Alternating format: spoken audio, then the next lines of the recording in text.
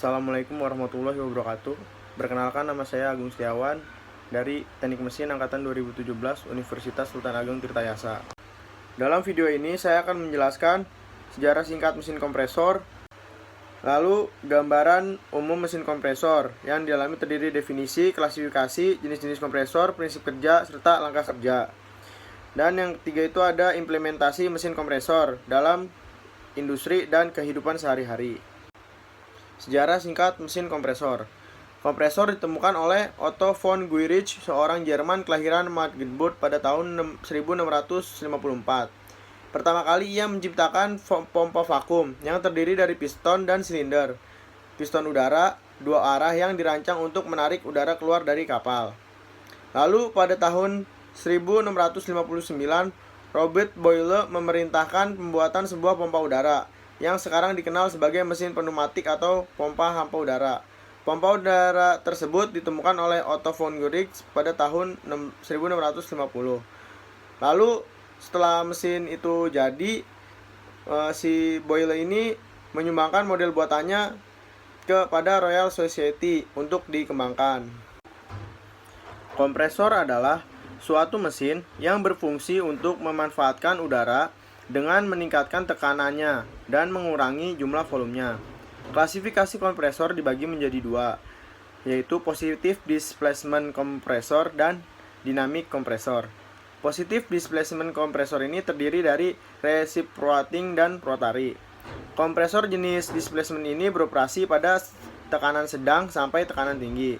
Kompresor jenis perpindahan ini atau displacement dibedakan berdasarkan bentuk konstruksinya, skrup sudut luncur, dan roots, serta jenis torak bolak-balik.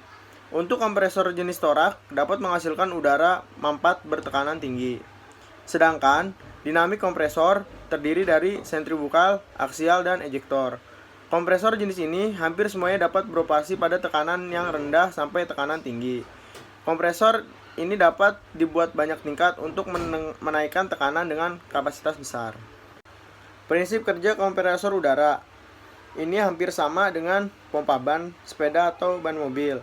Ketika torak di pompa ditarik ke atas, tekanannya yang ada di bawah silinder akan mengalami penurunan di bawah tekanan atmosfer, sehingga udara akan masuk melalui celah katup atau klep kompresor.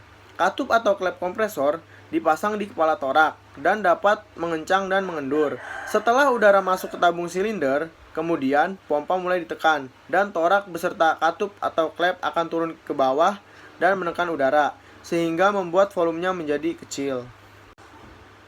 Langkah kerja kompresor. Yang pertama ada langkah hisap. Langkah hisap terjadi saat poros engkol berputar searah jarum jam. Toraks bergerak dari titik mati atas ke titik mati bawah. Tekanan negatif terjadi pada ruangan di dalam silinder yang ditinggalkan toraks, sehingga katup hisap terbuka oleh perbedaan tekanan udara, dan udara terhisap masuk ke dalam silinder. Yang kedua itu langkah kompresi. Langkah kompresi ini terjadi saat torak bergerak dari titik mati bawah ke titik mati atas. Katup hisap dan katup buang tertutup, sehingga udara akan dimanfaatkan di dalam silinder karena gerakan torak. Yang ketiga ada langkah buang. Saat torak meneruskan gerakannya ke titik mati atas, tekanan di dalam silinder akan naik sehingga katup keluar akan terbuka oleh tekanan udara, dan udara bertekanan akan keluar dan akan ditampung di dalam tabung. Implementasi penggunaan kompresor dalam kegiatan industri dan kehidupan sehari-hari. Dalam sebuah industri, kompresor ini biasanya berfungsi untuk mensuplai kebutuhan kompresat air atau udara terkompresi dengan jumlah dan tekanan tertentu. Biasanya ini dipakai dalam industri besar seperti di pembangkit listrik. Nah, kalau di kegiatan sehari-hari, kompresor ini bisa ditemukan di dalam kulkas atau lemari pendingin dan di AC. Mungkin sekian penjelasan yang dapat saya sampaikan, kurang lebihnya mohon maaf. Wassalamualaikum warahmatullahi wabarakatuh.